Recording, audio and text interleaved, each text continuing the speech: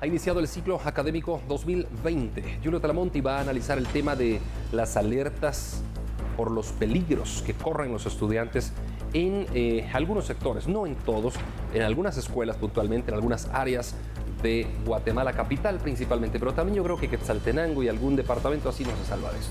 Por supuesto, nos gustaría que usted se una a este conversatorio, lo puede hacer a través de nuestras redes sociales, @TN23 Noticias. Así es, vamos con usted, licenciado Talamonti, para que nos pueda dar un análisis con respecto a esta situación que viven los estudiantes, principalmente tomando en cuenta que ya inició este periodo estudiantil. Oficialmente, así Oficialmente. es. Claro que sí. Nancy, Alejandra, Andri, televidentes, muy buena tarde. Es muy alegre, ¿no? Empezamos el ciclo escolar, la ilusión de aprender de los conocimientos que se van a adquirir. Pero en el contexto guatemalteco pasa lo siguiente. Resulta ser que hay peligros a los cuales se ven expuestos nuestros estudiantes. Y esto, ojo, aplica para todos los establecimientos, ya sea públicos particularmente, pero privados también. A ver, hay algunas áreas rojas, imagínense ustedes, donde operan las maras y pandillas. Empecemos por eso. Allí los estudiantes están expuestos no solo a robos, asaltos y otras cosas, sino que a ser presa de que los quieran integrar a las pandillas. Las chicas, por ejemplo, de que alguno de los jefes de clicas quiera, por ejemplo, tener alguna relación sentimental con ellas. Ya ha pasó hace 2 o 3 años allá en el Instituto Inca, donde cuando unas chicas se negaron, pues mataron a la susodicha y a la hermana, lamentablemente. Primero, de los peligros que podemos visualizar. Julio Talamonti, y también cómo las pandillas están pendientes de los estudiantes, de sus horas de entradas, de sus horas de salidas, precisamente para eso, para reclutarlos, para poder utilizarlos e introducirlos a sus filas criminales. Y lo que dices, Alejandra, todavía trae un cariz más dramático, porque muchas veces los pandilleros ya están infiltrados dentro de las escuelas y entonces dicen, bueno, estos nos parecen fabulosas víctimas para integrarlos, para que empiecen a distribuir droga, para que empiecen a delinquir. Talamonti, ¿te puedo hacer una pregunta? Sí, claro, por favor, las que ustedes gusten. ¿Cómo hace un administrativo, un personal administrativo de una escuela, de un instituto, para tratar de dilucidar si el que se está inscribiendo es pandillero? ¿Se podrá eso? Ahora esto es muy difícil. ¿Saben por qué? Porque sabemos la evolución de las pandillas desde su creación en los años 80. Es decir, ya cuando ellos están en instituciones, porque no solo pasa en las escuelas, se han involucrado en instituciones inclusive privadas para lo laboral, ellos ya no se visten, digamos, como pandilleros en ese momento, no utilizan el caló en ese instante, pero además tampoco ya se tatúan. Y otra cosa, Andri, Alejandra y Nancy, están utilizando cada vez jóvenes, más jóvenes, valga la redundancia, más pequeños, para integrarlos y para ser captadores. Entonces, eso que estamos viendo en pantalla, el momento cuando los estudiantes se reúnen en la entrada y en la salida, es uno de los momentos más peligrosos, porque ahí es donde se les acercan, ahí es donde empieza ese contacto y ahí es donde empieza también el convencimiento. Pero, fíjense ustedes, no solamente ese es el peligro. ¿Qué otro peligro tenemos en las instituciones educativas de todo tipo? El bullying o acoso escolar, ¿verdad? Que ahora se ha vuelto más dramático con la utilización de las redes sociales.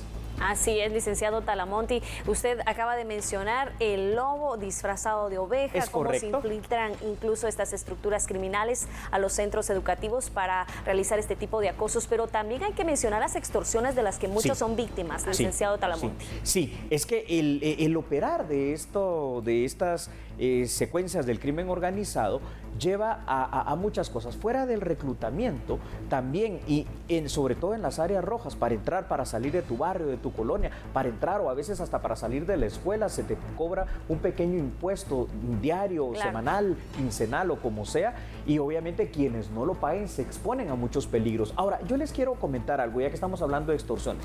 Muchos de los estudiantes se trasladan en bus, por ejemplo, a los centros educativos, y ya con el solo hecho de subir al bus, por el tema de las extorsiones a nivel general, se están exponiendo a un grave peligro. En cualquier momento en nuestro país se pueden dar ataques concretos a estas unidades, donde pues también los estudiantes pueden llegar a ser víctimas, no solo de ese ataque, sino que de los robos constantes que también pasan en las unidades del transporte colectivo. ¿Qué pasa también cuando no pueden dar ese dinero, verdad? Porque sabemos de que muchos no cuentan con los recursos para hacerlo.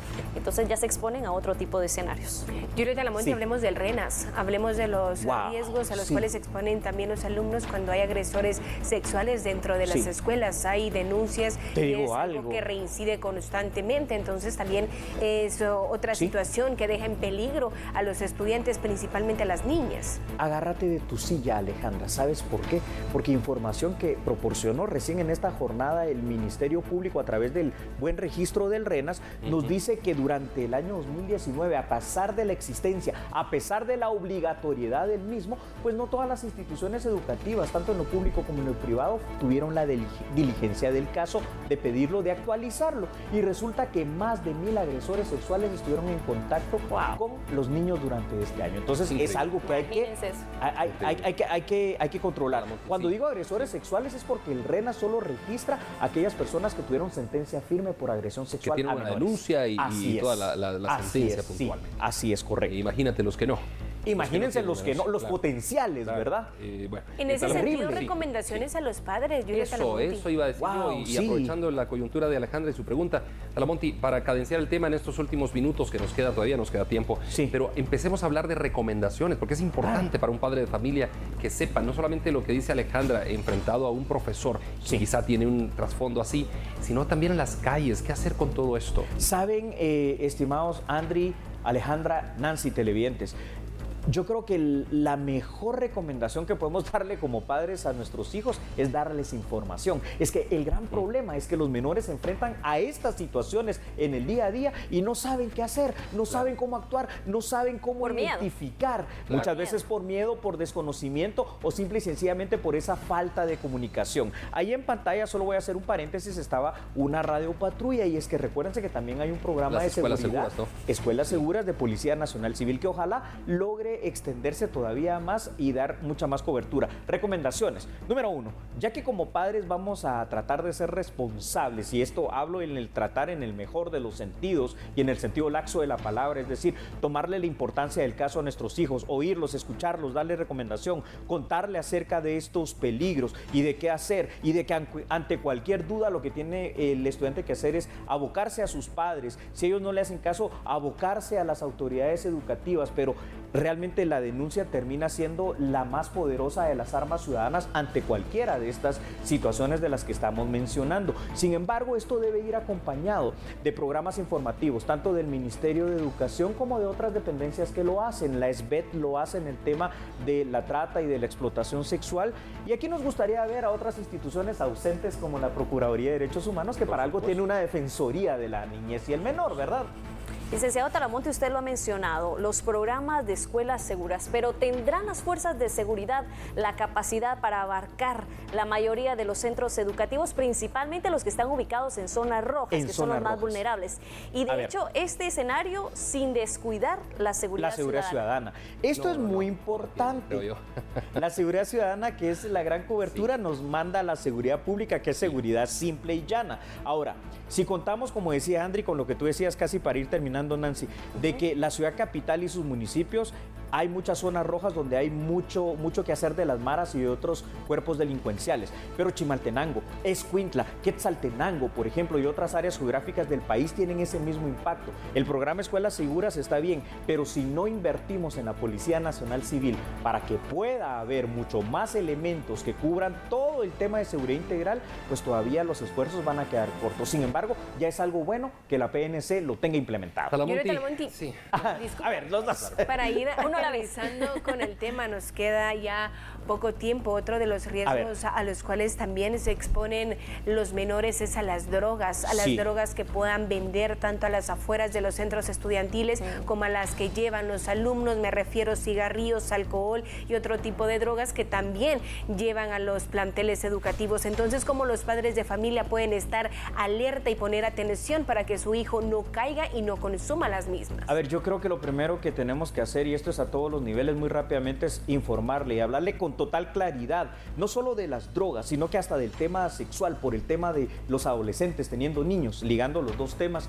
El hecho de que las drogas no hacen nada bueno más que lo que te hacen es daño y llevarte a la muerte y llevarte a la ruina. Claro que si los alumnos empiezan a tener esa presión quizá de grupo, puedan ceder a esto, pero no, ahí es donde tenemos que hacer conciencia realmente de que cualquier cosa que pruebes, si te gusta, ya no vas a poder salir de ello y arruinarás tu vida.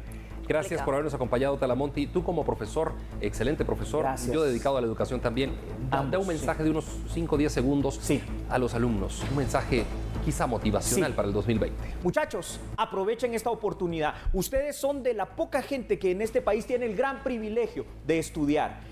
Ese esfuerzo que hacen ustedes, que hacen sus padres, harán sus instituciones y sus maestros, aprovéchenlo para que sean mujeres, hombres de bien, para que su plan de vida se pueda cumplir, para que tengan un mejor futuro y que para de verdad hagan crecer nuestro país. Pero eso solo ustedes lo pueden decidir. Así que si tienes la oportunidad de estudiar, aprovecha cada instante para hacerlo. Muy bien, con esta información entonces, Julio, vamos a ir a una pausa, pero